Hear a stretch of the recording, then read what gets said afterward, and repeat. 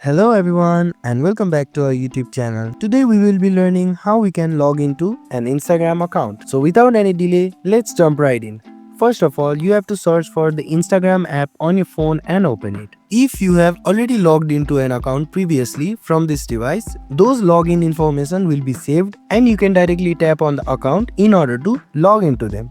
If you want to log into another account, you have to click on the option saying log into another account. Here you will be asked to enter username, email or mobile number. With it you have to enter the password as well. And if you have forgotten your password, you have to click on the option saying forget password. And after you have entered your credentials, click on the option saying login.